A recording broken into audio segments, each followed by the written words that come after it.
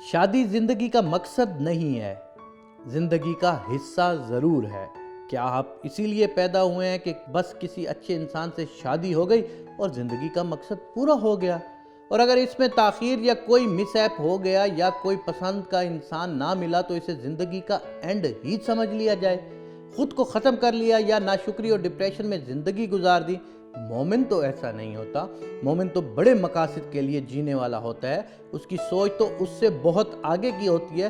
پھر کیسے ہو سکتا ہے کہ وہ سب اس میں الجھ جائے اور انہی فکروں سے خود کو گھلا دے، زندگی کو ضائع کر دے، اللہ سے شکوے اور ناراضی کا اظہار کرتا رہے اور اس کی زندگی کا اینڈ یہ ہو کہ شہزادہ اور شہزادی کی شادی ہو گئی اور وہ ہنسی خوشی زندگی گزارنے لگے؟ دیکھیں، اللہ کا پلان آپ کے پلان سے مختلف بھی تو ہو سکتا ہے۔ کیا آپ زیادہ علم والے ہیں، زیادہ عقل والے ہیں، یا وہ غیب اور ظاہر کا جاننے والا نہیں ہے؟ اس رب کی حکمتیں آپ کی سوچ سے بھی بالا تر ہیں، پھر کیوں نہیں اس پر بھروسہ کرتے؟ کیوں نہیں اس کے سپرد اپنے معاملات کرتے؟ کتنے ہی معاملات آپ کے ایسے تھے جو بظاہر تکلیف دیتے، کچھ عرصے کی ہی بات تھی کہ جس پر اللہ نے ان حالات سے کیسے ہی خیر نکال دی، کتنا کچھ سکھا دیا، کتنا کچھ عطا کیا، اور کتنے ہی معاملات ایسے تھے جو بظاہر آپ کو بہترین لگتے تھے، کتنے ہی انسان ایسے تھے جو آپ کو بہت اچھے لگتے تھے، پر ان کے ذریعے کتنا نقصان پہنچا آپ کو، کتنا چھپا شر ملا آپ کو۔ حضرت یوسف علیہ السلام یا حضرت مریم کی مثال دیکھیں، ان سے عفت و پاکیزگی سیکھیں۔ کیا وہ کسی غلط راہ پر چلے؟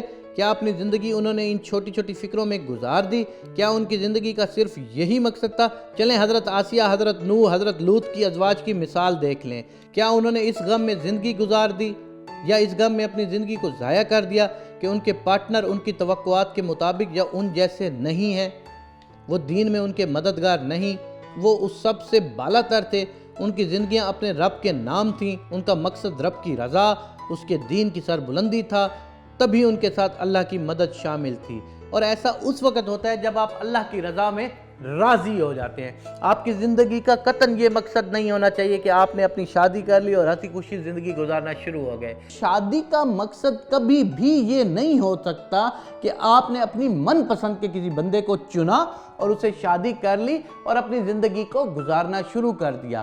آپ کی زندگی کا ہر قدم، آپ کی زندگی کی ہر خواہش، آپ کی زندگی کا ہر وہ لمحہ صرف اللہ کے لیے کیسا ہونا چاہیے؟ اللہ کی رضا کے لیے اٹھو، اللہ کی رضا کے لیے سو، اللہ کی رضا کے لیے شادی کرو، اللہ کی رضا کے لیے کاروبار کرو، اللہ کی رضا کے لیے رشتے بناؤ، اللہ کی رضا کے لیے دوست بناؤ، پھر دیکھو تمہاری لائف میں کتنی کامیابیاں آتی ہیں۔ ہم نے اللہ کی رضا کو چھوڑ دیا ہے، ہم نے اپنی رضا اور اپنی پسند کو سامنے رکھ لیا ہے کہ ہم نے اللہ کی رضا کو پیچھے کر دیا ہے۔ آپ کا مقصد تو ہمیشہ وہ مقصد ہونا چاہیے جو اللہ کا مقصد تھا۔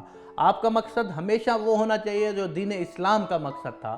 آپ کا مقصد وہ ہونا چاہیے جس سے اللہ اور دین اسلام کی سر بلندی ہو، تب جا کر آپ کہیں کامیاب زندگی گزارنا شروع ہو سکیں گے۔